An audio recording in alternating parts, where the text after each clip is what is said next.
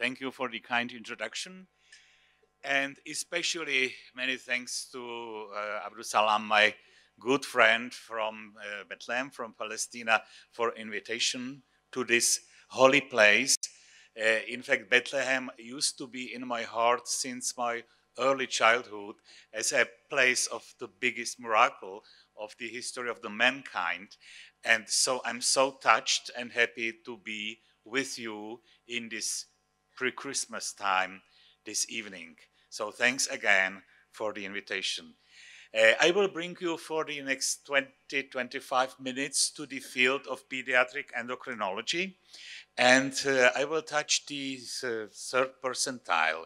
In fact, for pediatric endocrinologists, the third percentile is something very special because it is a borderline between normality and something unusual. And if we measure body height, then the third percentile, maybe I will go out to use the pointer for those who are not so familiar with pediatric endocrinology, but it cannot be seen, the pointer. No. So this is the lower line showing which is the limit of children who are growing normally or who are growing less than normally. And the third percentile is something that has also the historical connotations. In fact, I understood from my own experience in medicine and from the past of the medicine that there used to be, in fact, 3 periods. In the original period, the children who were growing below the third percentile were mostly those who were undernourished. Then it came to the next period, when the children growing below the third percentile were chronically ill. And now we are at the third period, and what's happening when all are nourished and healthy? This is a study that was published last year in JCCM, and it's clearly showing that caloric restriction during the growth phase is leading to the loss of height.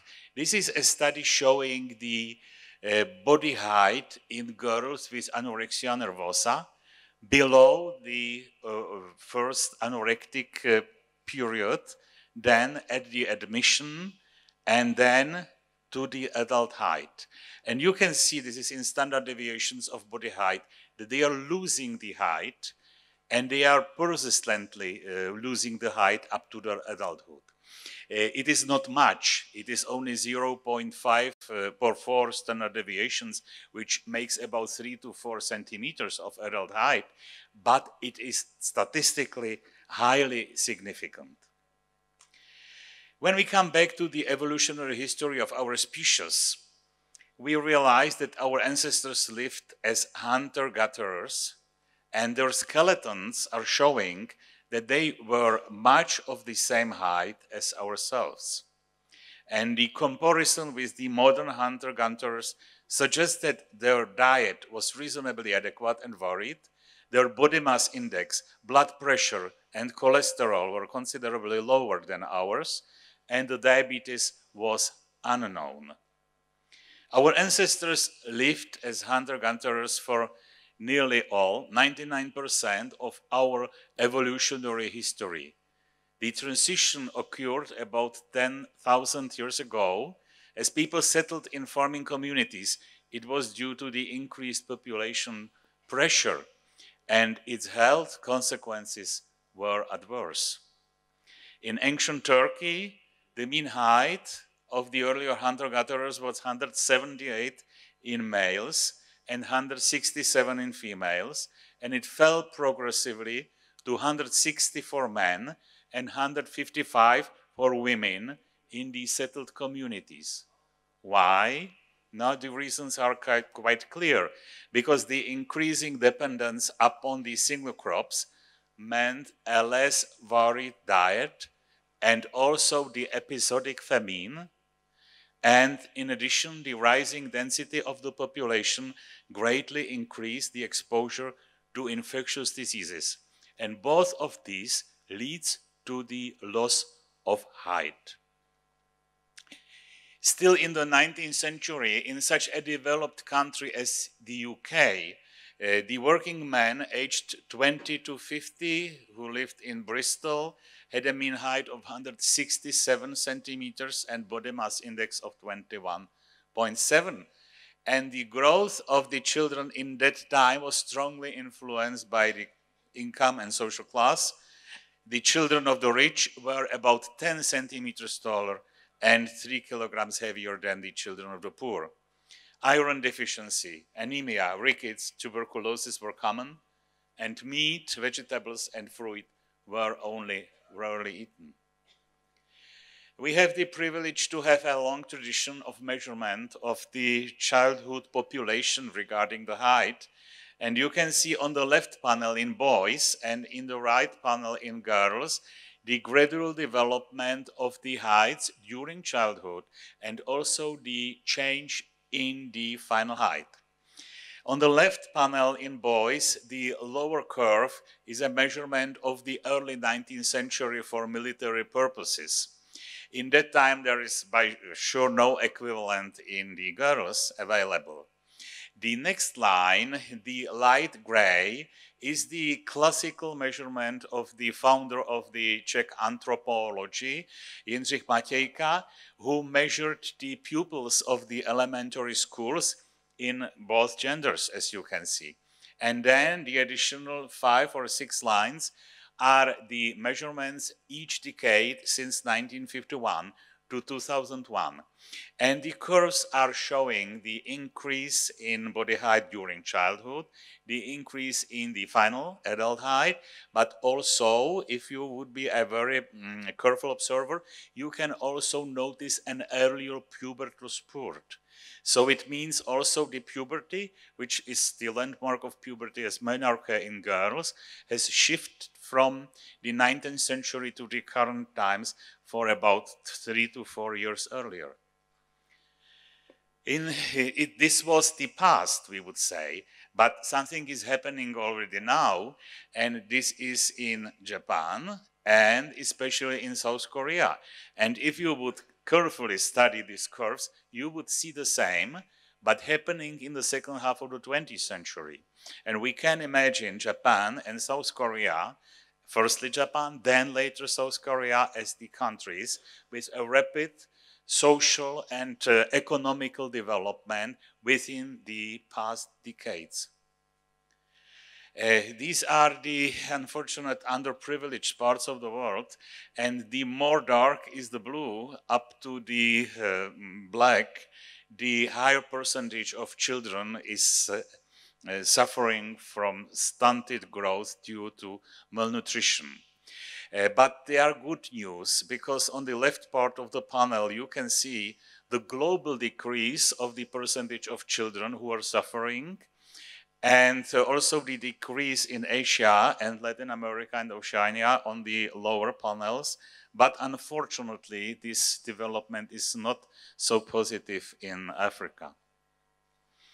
So within most of the human history, the height resulted from the quantity and quality of food, and below the third percentile were the children who were malnourished, children from underprivileged environments and poor families. And the differences between the groups persisted despite the all-round improvement in the standard of living, and only Scandinavia has succeeded to eliminate the growth gap by social class by the 1970s. In fact, Scandinavia developed the first model of the social state, was then adopted by most of Europe, which means the rich people have to be taxed to allow the poor people to live in good conditions. And then, following one generation, it leads to the missing the gap between the height of the poor and of the rich. The Tanner's research in the 1960s clearly pointed out the importance of child's growth to be the essential indicator of health and well-being. And so now we are moving to the second part, and this is the studies from the UK showing that the chronically ill children are growing poorly. One of the two big studies was conducted in Scotland in the early 1980s, and they have selected 450 children shorter than minus 2.5 standard deviations, which is even below the third percentile.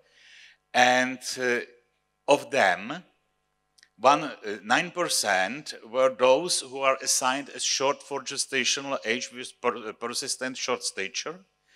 About 10% had partial or total growth hormone deficiency, but nearly 30% of all were suffering from some other condition that was not recognized before. Celiac disease, inflammatory bowel disease, cystic fibrosis, chronic kidney disease, tubulopathy, hypothyroidism, and so on. And the rest was assigned as something as short normal, so it could not be recognized why they are short.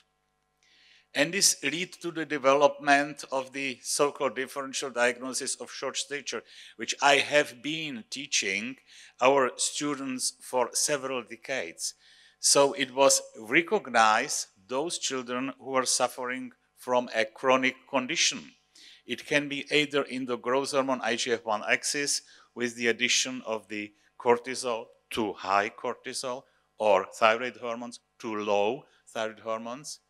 Then something with the proto-energetic malnutrition as malabsorption, mental anorexia, cystic fibrosis, chronic kidney disease, hypoxia, congenital heart defects, anemias, cystic fibrosis, or acidosis as renal tubular acidosis, or again chronic kidney disease, or chronic inflammation, which currently does not mean infectious diseases mostly, but it can be inflammatory bowel disease again, juvenile idiopathic arthritis, or cystic fibrosis, which in fact is accompanied by chronic inflammation. But then what happened? Some years ago at the Endocrine Society meeting, they presented a study coming from Cincinnati showing that in those children who have been investigated in their department of pediatrics within 4 years, 235 were shorter than the third percentile. And among all of these children, they have found only 3 children with some chronic condition. 2 cases of celiac disease and 1 case of suspicious of the IGF-1 receptor defect. Conclusion of this study was that for one single diagnosis, the cost for investigations were over $100,000 US. And so the conclusion and recommendation was, stop investigating all short children for chronic conditions because it is not effective if they do not have additional symptoms. Probably this is correct, but this is thanks to the early recognition of the chronic conditions by the GPs, by the general pediatricians, or by other pediatric specialists. So these children are no more arriving in some parts of the world to the clinics for short stature. Where are we now? So that's the question. I'm coming back to my personal medical history, not being ill, but being a young doctor. This was my patient from first decade of my medical career. She came with such a short stature. You can see she was growing poorly since early childhood. The bone age is retarded by 2 years, and she is now 13 years old. In that time, we were allowed to take photographs of the necked children without any protection, and she is now an adult person. So hopefully she she would allow me to show this photo. So you can see at 13, she is at the early stage of puberty, and she is suffering from abdominal pain. She underwent something as appendectomy, but there was nothing. And she has enuresis nocturna still. Otherwise, she's feeling quite well. And she has short parents.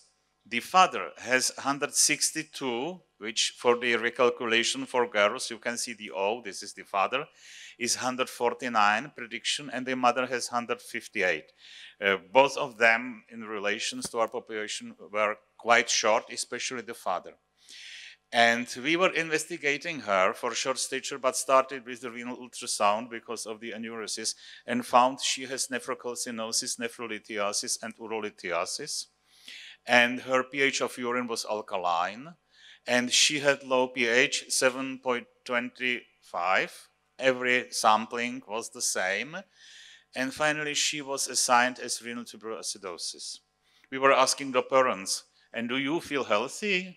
The mother was saying, yes, I'm healthy. And the father was saying, yes, I'm healthy, but I have the muscle pain, the whole body pains me, but I'm working hard in a farm, so it is due to my daily work.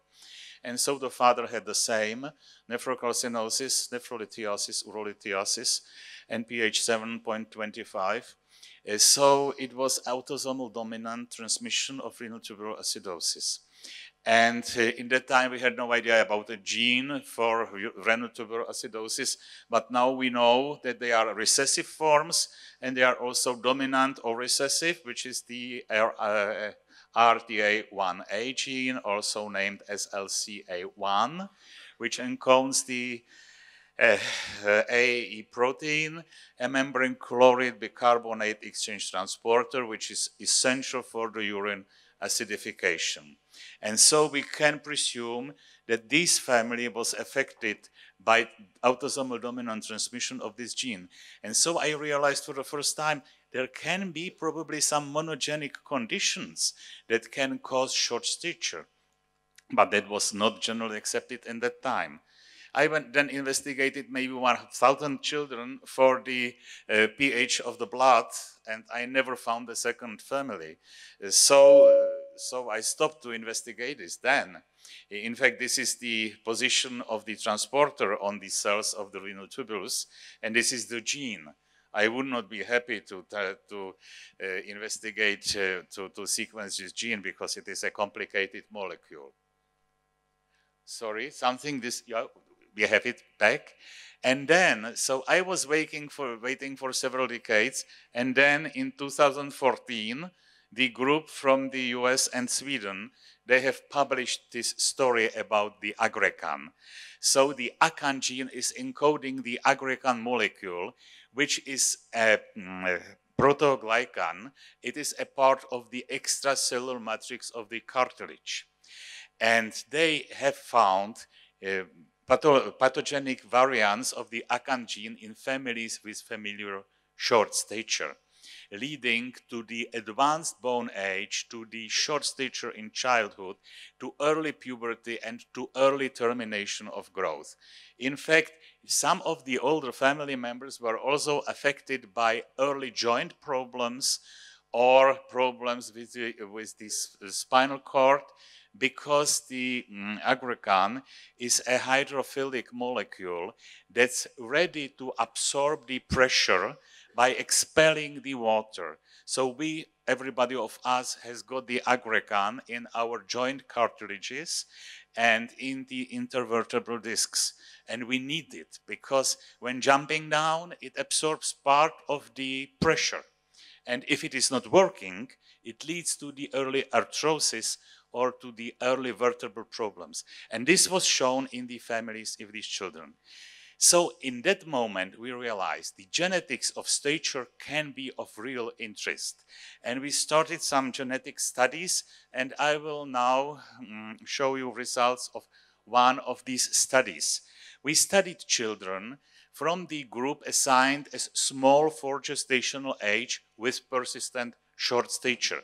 About 5% of all children are born small for gestational age, and of these, about 10 to 15% fail to catch up after their birth and remain short during childhood and can end up as short adults. These children have probably the most severe form of growth failure because it affects the both portions of growth, the prenatal and the postnatal. It is an indication for the treatment of growth hormone in Europe and elsewhere, but the treatment outcomes vary. Undoubtedly due to the different etiology of the SGISS condition, because it is just a mathematical description. It is not a medical diagnosis. So we took all 820 patients treated with growth hormone in our center within a decade, and we excluded all with known conditions, with chronic kidney disease, with Turner syndrome, with Prader-Willi syndrome, with acquired growth hormone deficiency, those who were born appropriate for gestational age, or those who were born small for gestational age, but their life minimum height was higher than minus 2.5 standard deviations. And so there were 256 patients remaining for investigation. They either were without growth hormone deficiency, or some of them were also growth hormone deficient. And in 80 of them, the triplet DNA was not available, which means the child plus two parents. Then the investigation becomes difficult, so we did not include them. So 176 were included. 38 of them already had a genetic diagnosis because they were sequenced or investigated because of some apparent symptoms. And all the others underwent, firstly, the investigation for Silver-Russell syndrome, and then next generation sequencing. In 102 children, we found only variants of uncertain significance or likely benign or benign variants, but 34 children had pathogenic or likely pathogenic variants in single genes. And 2 children were newly diagnosed with Silver-Russell syndrome. So in total, 42% of children had the genetic etiology of their short stature elucidated. And I'm quite happy that I can show you the detailed results, because it clearly shows where are the landmarks in the genetics of the regulation of growth. By sure, it is about hypothalamus and pituitary. We found an unfortunate patient with the OTX2 mutation who has anophthalmia and growth hormone deficiency. So the boy unfortunately has no eyes. Then we have one with the PECH1, some specific phase, but nothing so special. This is a transcriptional regulator of the pituitary development. That girl with the PROCR2 looks as a nice girl. This is a gene known from the regulation of hypogonadotropic hypogonadism, but it has been shown recently that it can be also causative for growth hormone deficiency. The LHX4 is another transcriptional factor. Then the PO1F1 is a classical gene for differentiation of the cell lines of the pituitary, and you can also see the depressed nasal bridge. This is very classical with the prominent forehead.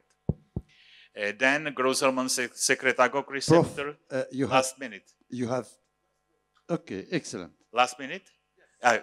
I will be quick, yes. Then it goes to the liver, and this was a boy with the STAT3 variant. This is the signalization of the growth hormone inside the hepatocytes towards the IGF-1 production. One variant in the AGF acid label subunit, and 3 variants in the receptor for IGF-1, and also 1 variant in the IGF-2 axis, and 2 in the thyroid signaling. This was the receptor for thyroid TRH, and 1 variant in the receptor for thyroid hormones type A. So also the thyroid is involved. And then it goes to the growth plate. And there were many children affected with the variants in the growth plate genes, either in the matrix or in the paracrine regulation as these, or in the SHOX gene variants also. And then we come to the level of the single cell, and there we found 2 who have something wrong with the so-called RAS-MAP cascade. This is the cascade for Noonan syndrome. They are always found in these cohorts, these children, despite having no diagnosis of Noonan syndrome. This was a boy with the Hutchinson-Gilford progeria. Then he developed the critical signs and then unfortunately died. And then there are defects around the management of the DNA expression or DNA coping. For example, this boy with the so-called kabuki syndrome. The kabuki is the name from the makeup from the Japanese theater named kabuki. And this, sorry, that was a girl, that last one with the so-called floating harbor syndrome. So this is the landscape. So these are the different background mechanisms for short stature. And so the spectrum of genes reflects the complex regulation of growth with the central role of the growth plate and substantial contributions from the growth hormone IGF-1 axis and partially the IGF-2 and thyroid axis, and also of the fundamental processes of intracellular and intranuclear regulation and signaling. I will skip this. This is only repeating that the third percentile has been always there because it is a mathematical phenomenon, but it's moving upwards. And in fact, we are understanding who is below much better than before. So best regards from Prague. There in the Prague Cathedral, there will also be a small Bethlehem, because we named this Bethlehem. This is the scene of the birth of the Jesus Christ, which will open soon, and it will be in every family in our country.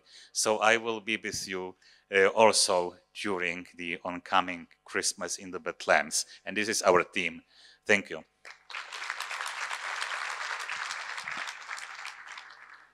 For the first two lectures, we would like to have one question for Professor Abdelghani and one question for Professor Jan. Any question for Professor Abdelghani? Because I have one. Any questions for the first lecture? Prof, I was amazed that this drug decreased the weight significantly and decreased the serum lipids and decreased the fatty liver.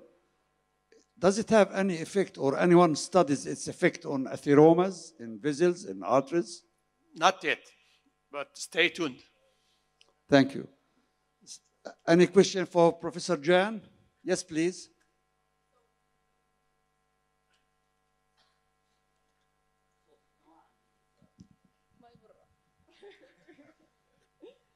Hi. So we're talking about the third percentile and how it's changed over time. Are we expecting an increase in the third percentile, maybe not that severe, but because of the obesity epidemic coming up in children? They're all increasing in weight, earlier menarche, they're getting shorter, growth plates closing earlier. Do you think that would be a change in the trend more recently, or in the coming years? Thank you for the question. Apparently, we cannot expect it because it seems that we are now reaching the maximum. We are now reaching the optimal height that can be achieved through our genes and through our growth regulation. It is no more dependent on the nutrition. This was used to be before, during the malnutrition period, and then the nutrition could improve the growth. But now when we are reaching the best level that we can, probably more nutrition cannot improve or increase the growth further. At least in those countries where the regular measurements are showing this, it is vanishing, the so-called secular trend. You mean shorter? No, it will not affect it. You mean the earlier puberty can affect final height negatively, but it is in fact not the case, because despite the earlier menarche, the girls are now taller than they used to be when the menarche was at 17. And now, at least in our country, it is at 13 in mean, but the girls are 10 centimeters taller. So the mechanisms are not necessarily linked together. Thank you. Last question is from Dr. Abdessalam, who wrote the regulation for prescribing growth hormone in Palestine. And that's why I'm allowing him to ask the question. Thank you for allowing. Thanks for your marvelous talk, like always.